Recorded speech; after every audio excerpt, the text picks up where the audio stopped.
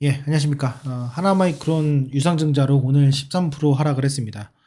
앞으로 유상증자가 이게 호재인지 유증을 받아야 되는지 어떻게 해야 되는지 말씀 좀 드려보도록 하겠습니다. 오늘은 이제 공개 영상으로 좀 진행을 하고요. 이후에 주가 흘러가는 내용에 대해서는 아시다시피 이거는 멤버십 영상으로 올린다는 점 양해 부탁드리겠습니다. 제가 한 3년 넘게 됐습니다. AD 테크놀로지의 유상증자를 말씀을 드리면서 이야기를 했는데 하나마이크론의 그 유상증자는 어떻게 흘러갈지 좀 살펴보도록 하겠습니다. 오늘 시간이 좀 길 수 있는데요. 끝까지 보시고 이해하시면 좋을 것 같습니다. 접수일자는 5월 17일 날 나왔습니다. 그래서 시간이 좀 됐는데 오늘장 빠진 거 기술적 분석보다도 무엇보다 중요한 거는 공시니까요. 요거 좀 보겠습니다. 일단 공시보고서 잠깐 보면요. 신주가 500만 주입니다. 그래서 증자전 발행 주수가 5,200만 주니까요. 약 10% 정도 늘어났습니다. 10% 정도 늘어난 것에 대해서 주가가 10% 정도 빠졌냐 이걸 이따 나중에 또 볼 거고요. 이 중에서 시설 자금이 680억 정도 되고요. 운영 자금이 180억, 그다음 채무 상환 자금이 250억입니다. 여기서 채무 상환 자금 250억은 12 발행했던 것들을 이제 갚는다는 거가 있고, 운영 자금에서는 원재료를 사기 위한 187억, 그다음에 시설 자금은 앞으로 이제 수주를 위한 시설 투자라고 보시면 될 것 같습니다. 여기서 이제 긍정적인 것과 부정적인 것들이 있는데, 이제 채무 상환 자금이 250억을 꼭 갚아야 되냐? 이걸 주주돈으로 꼭 갚아야 되냐? 저는 개인적으로 요것만 없었다면 주가가 좀 더 견인되지 않았을까 생각이 드는데요. 어쩌면 그렇고, 기준 예정 발행가 기준은요, 보시면은 기준일이 6월 20일입니다. 신주 배정 기준일이 6월 20일까지 보유하고 계신 분들 결제일 기준입니다. 그래서 그거 판단하시면 좋을 것 같고요. 신주 배당 기산일이 2024년도 1월 1일입니다. 이렇게 보시면 될 것 같고, 그 다음에 또 재밌는 거는 좀 보면은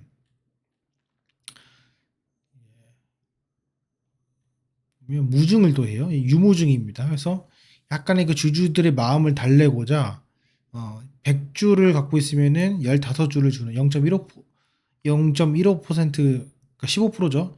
15%에 해당되는 것만큼 신주를 줍니다. 그래서 증자전 발행 주수가 이제 아까 500만 주 더하면 5,700만 주죠. 그래서 800만 주가 더하면 얼마입니까? 6,500만 주가 됩니다. 저는 조금 솔직히 말씀을 드리면은 무중을 솔직히 왜 하나 싶어요. 물론 이 주주들의 마음을 달랜다고 해서 이제 무중을 하는 거고, 또 대주주 입장에서는 주가 관리한다고 이제 하는 건데, 사실 유중을 하면서 무중까지 이렇게 동시에 한다는 것이 주식수를 늘리는 데 있어가지고 상당히 좀 좋진 않거든요. 그래서 그런 점이 있다라고 하시는 거. 여기서 좀 아쉬운 점은 굳이 250억을 채무 상환 자금을 했어야 됐냐. 그런 거. 시설 자금은 687억은 이미 충분한 금액이지 않았나 생각이 듭니다. 그래서 여기 남았기 때문에 요거를 상환하지 않았나 생각이 들고요. 이렇게 좀 보시고요.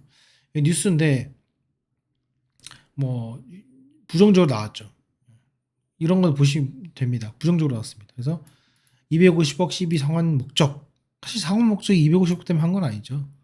한 건 아니고 어쩌면 그렇습니다. 그래서 이렇게 됐다 했는데, 제가 이건 그렇게 중요한 건 아니고, 과거 제가 얼마 전에 이제 말씀드린 것 중에 하나가 뭐냐면은,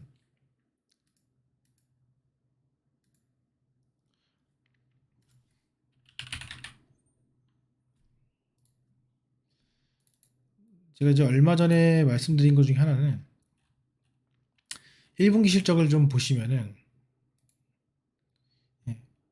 1분기 좀 보시면은 매출액은 그래 잘 나왔어요.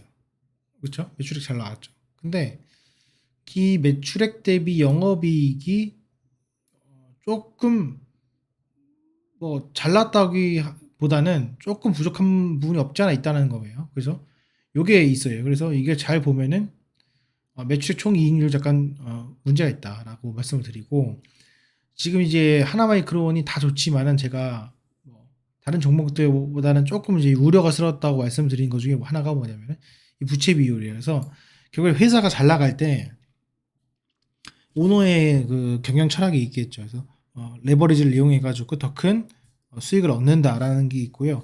안전 제일 중심으로 가는 경우가 있는데 지금 보시면 유보율도 어느 정도 쌓아가고 있지만은 부채 비율 자체가 상당히 높죠. 상당히 높습니다. 상당히 높고 이로 인해서 당연히 주주에게 손을 벌릴 수밖에 없다라는 거. 근데 지금 현재 시점에서 10% 정도의 유증을 한다라고 했을 때 주주 뭐 어떤 실패는 하지 않겠죠. 하지 않겠지만은 결국에는 그 유증을 하는 목적은 공장 증설이고 그 공장 증설에 따른 뭐예요? 캐파가 부족한 거고 그 캐파가 다시 돌리기 위해서는 최소 몇 년이 걸립니까? 2, 3년이 걸리겠죠. 그렇기 때문에 지금 여기 봤을 때 예상으로 생각하는 여기 보시면 예상으로 생각하는 요 2026년도 있잖아요.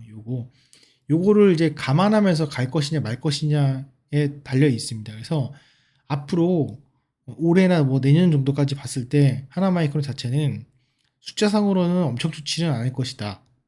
라는 것이 제 생각입니다. 그래서 지금 현재 주가를 보게 되면은 오늘 좀 빠졌지만은 뭐 1조가 좀 넘죠. 1조가 좀 넘는데 결국에는 올해 요 기준을 봤을 때는 적정 주가입니다. 이미 주가가 그 정도까지 와 있어요. 이거를 이제 2025년도, 2026년도로 갈 거냐 말 거냐에 대한 기로에 있다는 겁니다. 요약해서 좀 말씀을 드려보면은 지금 현재 주가 위치가 여기 있는데 이게 어느 정도 마지노선 작용하냐 아니냐를 봐야겠지만은 제가 판단했을 때는 오늘 13.6%는 적당한 위치까지는 내려갔다고 좀 봐요. 저는 그렇게 보고 있고 전체적인 시장 리스크가 있었을 때 저는 개인적으로는 추가적으로 10% 정도까지는 더 감안을 할 필요가 있다라는 것이 제 개인적인 생각입니다. 그래서 유증이 나왔다고 해가지고 이게 계속해서 빠지는 것이 아니라 저는 2만 원 정도의 기점을 보고 앞으로 좀 봐야겠다라고 하는 거고 이후 제가 멤버십 영상에서는 좀 더 세세하게 좀 말씀을 드리겠지만은 기본적으로 현재 13% 떨어진 건 어느 정도 감안할 수 있는 정도 위치까지는 내려왔다라는 거 그렇게 참조하시면 좋을 것 같고요. 이제 문제점은 뭐냐면은 뭐 HBM3도 다 좋고 AI도 다 좋은데 요게 이제 그 전체적인 거시경제와 이제 이게 맞물리지 않았을 때 이상대로 되지 않았을 때 감당할 수 있는 그 리스크가 엄청 크죠. 하나마이크론 같은 경우 왜냐면 부채 비율이 높고 이미 땡겨서 증설했기 때문에 거기에 대한 고정비 감당은 이루 말로 못합니다. 그렇기 때문에 잘 돼야지라는 전제 조건이 2만 원 정도라고 저는 개인적으로 생각이 들고 그 기준을 보시는 게 좋을 것 같고 그게 아니라면은 정말로 다시 지금 현재가 고점을 해서 다시 보지 못하는 가격까지도 충분히 내려올 수 있는 것이 하나 마이크론이다라는 거 다시 한번 좀 명심을 드리고 싶어요. 그래서 저는 개인적으로 유중을 바로 받는 것보다는 유중이 끝난 이유라도 좀 길게 보시는 것이 좋지 않을까라는 개인적인 생각을 해봅니다. 그렇고 투자자별 매매 동향 오늘 잠깐 보시면은 결국에는 매도 이거 왜곡이니까 매도 이거는 또 중요하진 않아요. 이거는 이제 하나도 중요하진 않고 이제 앞으로 봐야 되는데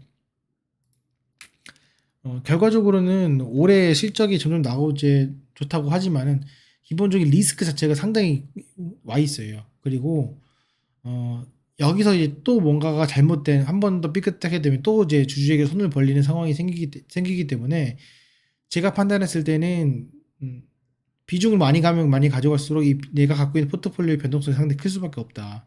그래서 직전 고점을 잘 보세요. 제가 예시를 보여드리면 AD 테크놀로지 과거 보여드릴게요. 과거 유증 여기서 했거든요. 그쵸? 여기서 했어요. 여기 요 부분에서 했는데 결국에는 유상증자 한다고 해가지고 급락을 했단 말이에요. 그러면은 유상증자 해가지고 빠졌던 그 시기를 보면은 보통 이렇게 한 번 더 내려가는 경우가 있어요. 한 번 더. 그죠? 근데 이것도 뭐 운영자금 사용을 했지만은 그렇습니다.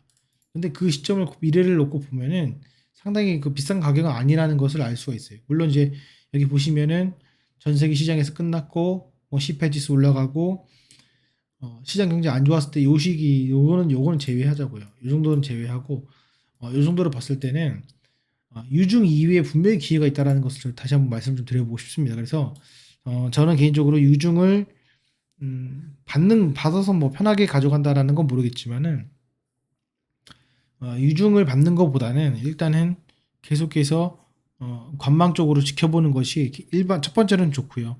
그 이후에 이제 기준일 가까이 왔을 때 주가가 어떻게 변동되는지에 따라서 또 제가 추가적으로 설명을 드릴 테니까 그렇게 참고하시면 좋을 것 같습니다. 이후 상세한 내용은 또 제 라이브나 멤버십 영상에서 말씀을 드리겠습니다. 마치겠습니다. 감사합니다.